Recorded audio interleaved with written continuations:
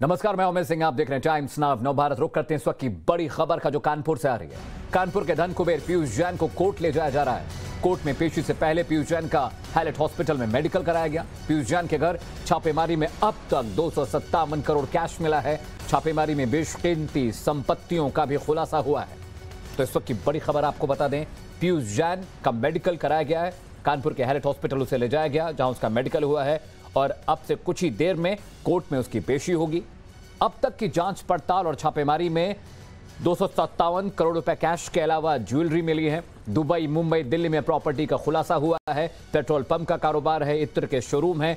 इसके अलावा सबसे हैरान करने वाली बात यह है कि अब एसबीआई की टीम एक खास मशीन के जरिए यह जांच और पड़ताल कर रही है कि जो 257 करोड़ रुपए कैश मिले हैं, कहीं उनमें नकली नोट तो नहीं। कानपुर, कन्नौज, इसके अलावा मुंबई, दिल्ली, इन तमाम मुख्तलिफ इलाकों में आईटी की रेड चल रही है। और अब ये जो जांच पड़ताल अब ईडी के रडार पर पहुंच चुकी है, क्योंकि इन्फोर्समेंट डायरेक्टरेट ने इस बात की ताकीद की है। उन्होंने जीएसटी इंटेलिजेंस से कहा है कि इस पूरे मामले की तफसील रिपोर्ट हमें दें, ताकि यह पता चल सके कि कहीं यह मामला मनी लॉन्ड्रिंग से तो जुड़ा हुआ नहीं है, कहीं यह मामला फेमा से तो जुड़ा हुआ नहीं है। और 10 बड़े खुलासे क्या हैं वो भी आपके लिए जाना बहुत जरूरी है। 177 करोड़ कानपुर से बरामद हुए हैं।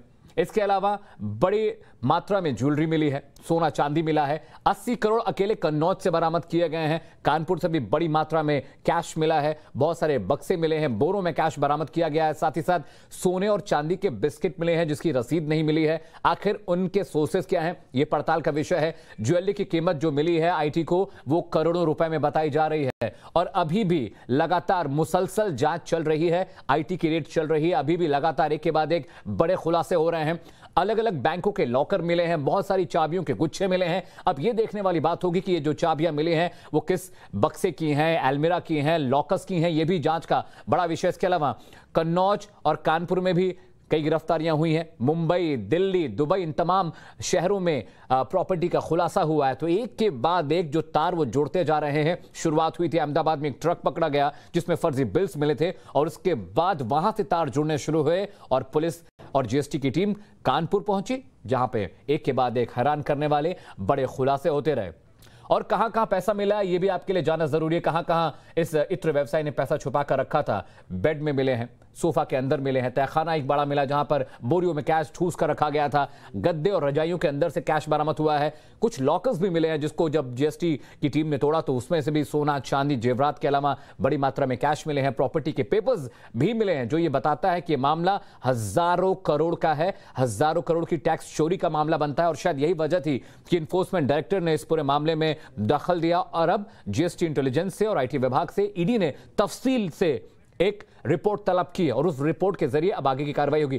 पीयूष जैन है कौन, जिसे लेकर इतना हाहाकार मचा हुआ है? पीयूष जैन कन्नौज के एक बड़ा व्यापारी है जो इत्र का कारोबार करता है। इसके अलावा उसके बहुत सारे शोरूम हैं, परफ्यूम के बड़े बड़े गोदाम उसके पास हैं, और देश का जाना माना नाम है परफ्यूम और इत्र के कारोबार में। 40 से ज्यादा कंपनियों का मालिक है। बहुत सारी कंपनियां शेल कंपनियां हैं जो टैक्स छुपाने के लिए बनाई गई हैं। ये खबरें भी सूत्रों के हवाले से आ रही हैं।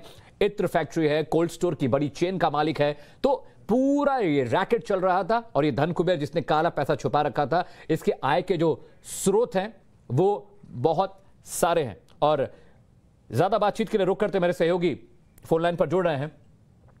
सबसे बड़ी बात यह है कि अभी भी खुलासे हो रहे हैं, और मेडिकल के बाद किस वक्त कोर्ट में पेशी हो सकती है इनकी? अभी तो कोर्ट में ये नहीं लाया गया, अभी मेडिकल के लिए हैलट में ही है। और जो संभवतः है तो मजिस्ट्रेट के घर पर ही पेश करके या वीडियो कॉन्फ्रेंसिंग के जरिए पेश करके इसकी रिमांड ली जाएगी। फिलहाल हम लोग कोर्ट के आगे हैं, अभी ये कोर्ट की में नहीं लाया गया। कुछ और खुलासे हुए हैं, कुछ और प्रॉपर्टीज का मामला सामने आ रहा है, कुछ और कैश भी मिला है क्या? कानपुर में इसके घर पे जो है गार्ड लगे हुए हैं। घर पर इसके कोई भी नहीं है। हाँ, ये कहा जा सकता है इसका जो छोटा बेटा है, अभी काकादेव थाने में अपने जीएसटी अधिकारियों से कह रहा था कि मेरे पापा भूखे हैं, उनको खाना खिलवा दीजिए। उसका वो अपन घर से थैला लेके आया हुआ खाना खिलाने के लिए, लेकिन किसी अधिकारी ने उसको खाना नहीं खिलाने दिया। और ये जरूर कहा है कि आप रास्ते में चलेंगे तब इसको खिला देंगे। तो अशोक, ये खबर भी आ रही है कि एसबीआई की एक टीम पहुंची है, जो कैश बरामद हुआ उसे लेकर भी जांच पड़ताल होगी कि वो नोट कहीं नकली तो नहीं है। वो जो भी जानकारी है वो कन्नौज की है, कानपुर में कुछ नहीं है। कानपुर में इसको कोर्ट में पेश करने के लिए ला रहे हैं, और उसके बाद ही पता चलेगा कि इसको रिमांड मिलती है या इसको जेल भेजते हैं। क्या कुछ और गिरफ्तारियां कानपुर से भी हुई हैं? अभी कोई कानपुर से गिरफ्तारी नहीं है, सिर्फ इसी को गिरफ्तार किया गया।